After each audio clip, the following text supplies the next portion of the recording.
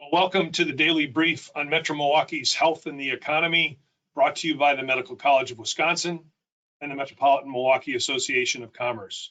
I'm Tim Sheehy, president of the MMAC, and joined again by my co-host, Dr. Raymond, president of the Medical College.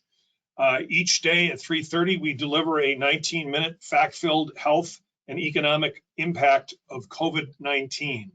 The webcast is powered by Aurora WDC. We're also joined today by our special guest, Waukesha County Executive Paul Farrow, a former state senator and current regional ambassador as co-chair for the Milwaukee 7. So, Dr. Raymond, let's start with our health update and more good news today. Okay, thanks, Tim. Why don't we go ahead and go straight to the report card. As of today, there were 77 new COVID-19 positive tests in Milwaukee and 154 in Wisconsin. Relatively stable with a significant amount of variability still day to day. The daily growth rates are slightly improved at 7.5% in Milwaukee and 7.8% in Wisconsin. And recall that 3 weeks ago, the growth rate was nearly 35%. So this shows both improvement and recent stabilization of our progress. The doubling rates originally were lower than every 3 days when we started to measure them 3 weeks ago. And those have improved consistently now to 9.2 days in Milwaukee and 8.8 days in Wisconsin. I'd like to remind our participants that the trend is more important than the actual numbers, and that those have continued to improve over the last few weeks and to stabilize over the last few days. Now, having said that, I continue to receive questions and even some challenges about the methodology for both the daily growth rate and the doubling time. As a reminder, we calculate the doubling time and the growth rate using every data point since March 12th. That smooths out variability, but it might not give us the best insight about what's happened recently, let's say over the last week. So if we look only at the average growth rates for the last 7 days, those are about 4% in Wisconsin and Milwaukee. And we'll think about incorporating that into our scorecard as we move ahead. Next slide, please. This next slide shows the key indicators of hospital capacity, and the capacities are similar again to those we showed yesterday and the day before. The first 3 rows show that we have an adequate capacity of hospital beds, ICU beds, and ventilators in our region, so that's good. We still, though, have a significant number of hospitals with an insufficient supply of personal protective equipment, as shown on the last row. And as I said yesterday, I believe that this is a problem that's going to be with us for some time, even with responsible use of N95 masks and switching from disposable to washable gowns. So stay tuned. Next slide, please. This slide shows our 5 health and safety indicators, which I believe are must-haves for a smart restart of our economy. And these are similar to guidelines and goals announced this week by the World Health Organization, by California Governor Gavin Newsom, by the Wisconsin Hospital Association and Wisconsin DHS. And yesterday we upgraded 2 of the indicators to yellow. The 2 yellow indicators are sustained case reductions and hospital capacity, denoted in the left column as cases and care. Now, I've not yet moved hospital capacity indicator to green, primarily because none of the health systems have begun to return to non-surge capacity operations, but that is likely to happen as we move forward. We're in the red for the other 3 indicators. Now, it's clear that we have a lot of work ahead of us, but that we still have a rational framework within which we can work. I also acknowledge that there's some degree of subjectivity for the scoring of these indicators, and a promise to work with you, healthcare, public health, and business leaders to try to develop more quantitative markers for each of these 5 indicators as we go forward. Next slide. This next slide just shows a brief update on testing. Recall that there are 2 types of tests. The first measures ongoing infection by detecting the presence of COVID-19 RNA. And I have some hope that our testing capacity will increase, and I'd really like for us to be able to test every hospitalized patient, not just those that are symptomatic, especially if our health systems begin to resume some semblance of pre-COVID-19 activity. I also have high hopes for some of the serological tests or antibodies that are coming onto the market. And there are a lot of these coming online, but the ones I think that show the most promise are new ones from Celex and the one from Abbott that was announced earlier this week. If we can have millions of those tests rolled out to the front lines, I think it could be a potential game changer. But remember, We don't know yet whether the presence of antibodies means that the person is immune, and that's something that we really need to know over the next few months. But nevertheless, having increased testing is going to give us more options and will address key gaps in our data so that our leaders can make responsible decisions. Can I go to the next slide, please? I'm not going to talk about this slide other than to give you some things to reflect on. We all know that there was an extension of the Safer at Home order today, and this is obviously going to set up some good questions for us as we go through the brief today. And there's a brief summary presented for your consideration on this slide. And with that, I'd like to say thanks again and turn it back over to Tim.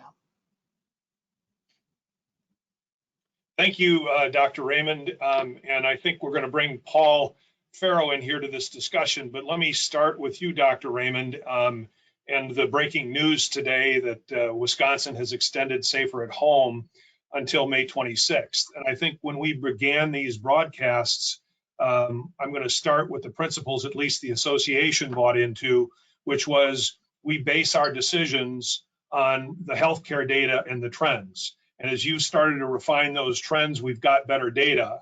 And we also have determined that we want flexibility in a date.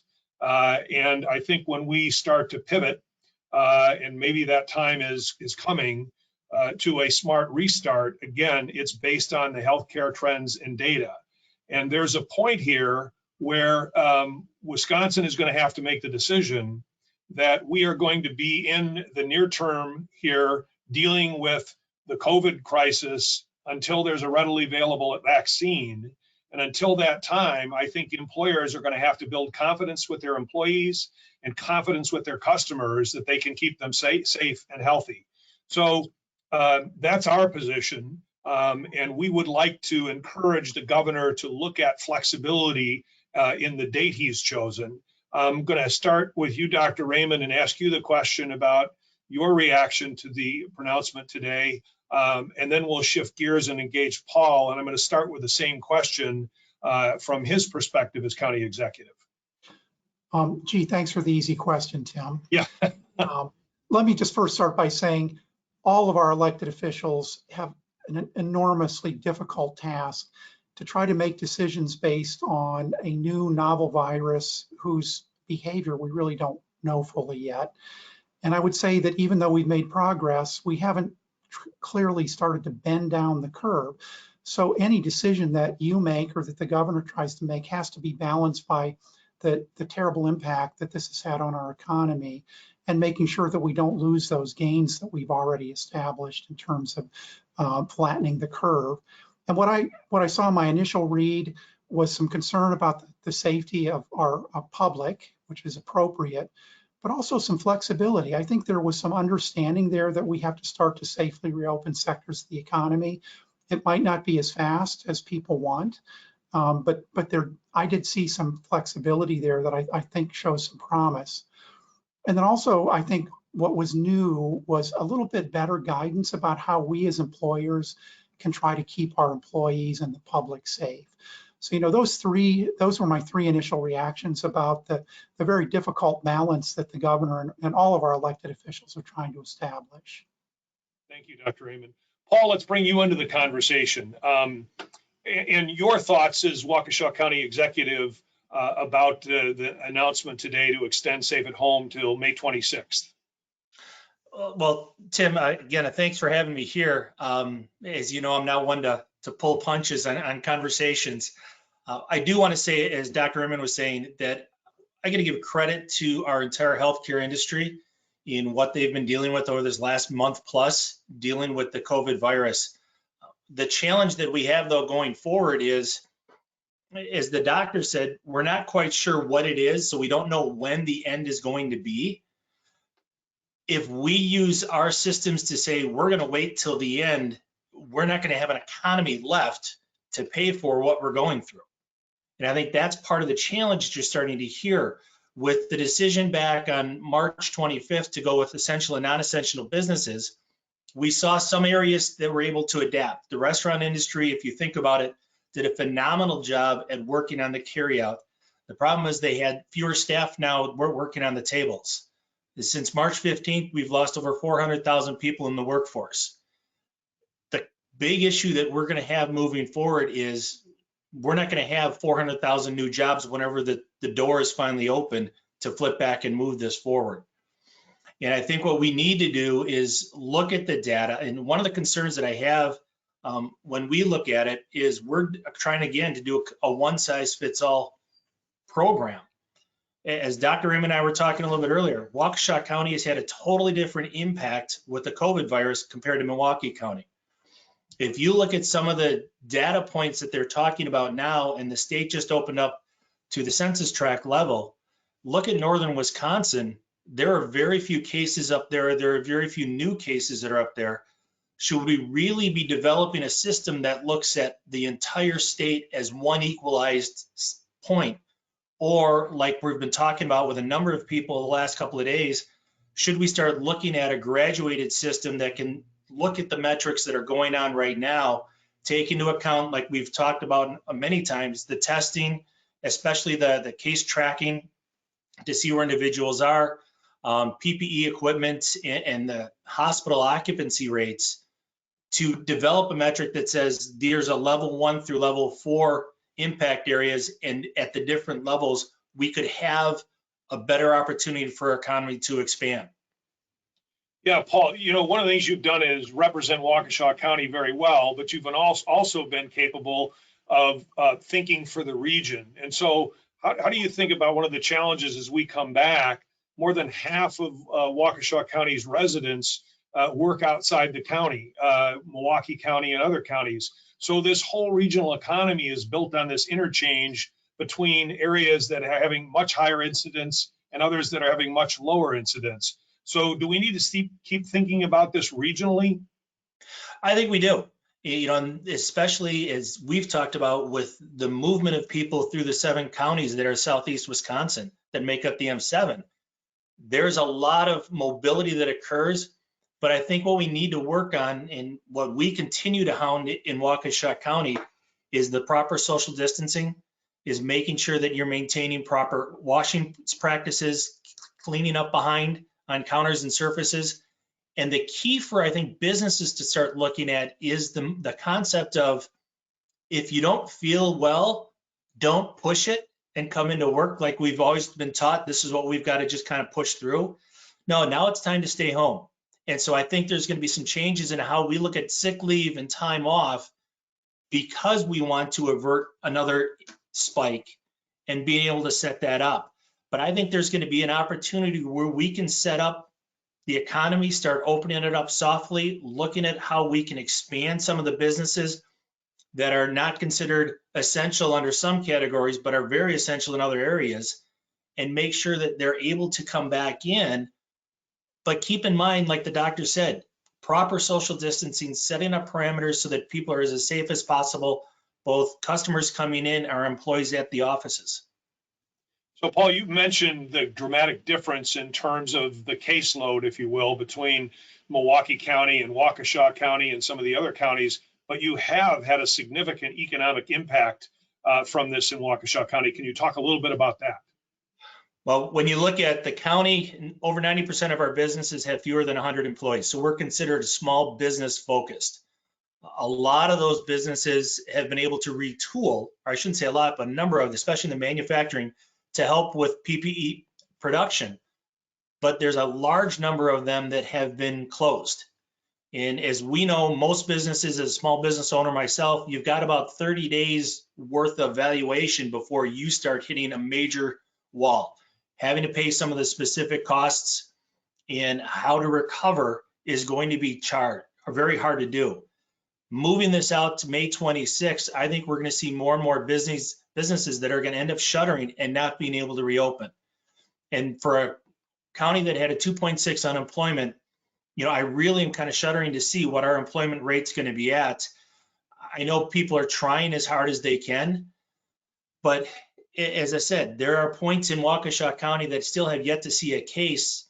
I can set those businesses up and have them operating and working effectively while maintaining the proper standards that we're putting in place, so they have a viable income, their employees have a viable income to keep it moving forward.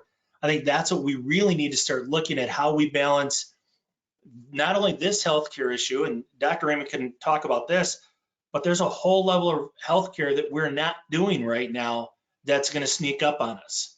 The other non-critical care that's not COVID related, the electives are starting to build up, and people are at a point where they're going to need these services in order to be able to healthily maintain themselves. Great.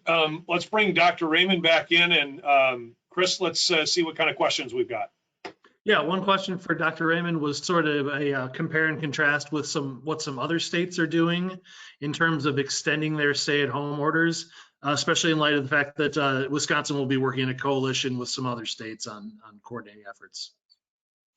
Yeah, I think you have a variety of approaches, just like we did different timings and different stringencies of safer at home or shelter in place orders throughout the country. And I think that's actually one of our challenges. You know, I understand what County Exec Farrow was saying about we're right next to each other, and the doubling times from the very beginning have been very different. But we live in a mobile society, so what happens in Iowa is going to affect us, and they're way behind us just in terms of managing their spike. And so it's just something to think about. There's no right answer because we're all in uncharted territory right now. Next question may be good for all three of you. What can employers do to sort of gain confidence of employees and customers as we do move to this phased restart that we're hoping to move to? Go ahead, Paul. I think that the biggest thing is information. One of the things that we've done from the beginning with the county and our 1,500 county employees is pushing out as much information as we can. In fact, we did a survey last week that asked employees, are you getting enough information? And over 500 responded saying, no, we're getting too much. Can you pull it back a little bit and can you set this up? Which is kind of a good point to be in. And I think that's the key. There's a lot of uncertainty that's out there. What our goal is to constantly push back. I think everything that we end with is wash your hands, keep social distance, clean down the surfaces. And if you don't feel well, stay at home and let us know, and let's start tracking this. That consistent message to businesses is going to be what's going to help us get through this.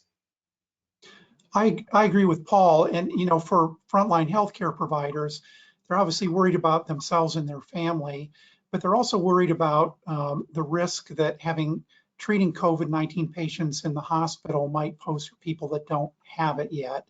And that's something that we still struggle with, and that's why addressing the PPE issue is so absolutely important. And I would say it isn't just for frontline healthcare providers. Our first responders, people that are in high contact, high frequency human interaction professions are going to need to have more than just our reassurances and social distancing. We're probably going to need to provide some measure of protection until we have a vaccine or the virus is extinguished. And Chris, I guess I'd answer this way: as we move to a smart restart of Wisconsin's economy, we are going to be in a long period of what we would call the next normal until there is a vaccine. And so I think it's going to be incumbent upon employers to collaborate, share best practices. And what's really going to make a difference is building the confidence of their employees as they come back to work that they're going to be safe, and building the confidence of their customers that they can come into those buildings and into those factories and into the restaurants and the theaters, and they're going to be safe. And we have got to figure out a way to do that because there's going to be a long stretch until Dr. Raymond's on here saying 2 thumbs up, we got the vaccine and it's readily available. Great, thank you to you all. Well, again, I know this time goes quick. Paul, I appreciate you taking the time, and more so, I appreciate your willingness to lead outside your county and be a voice for the region. Dr. Raymond will be back tomorrow with a wrap up of the week's trends. And again, have a safe rest of your afternoon. Thank you very much for joining us. Thanks, Tim. Thanks, Paul. Thank you both.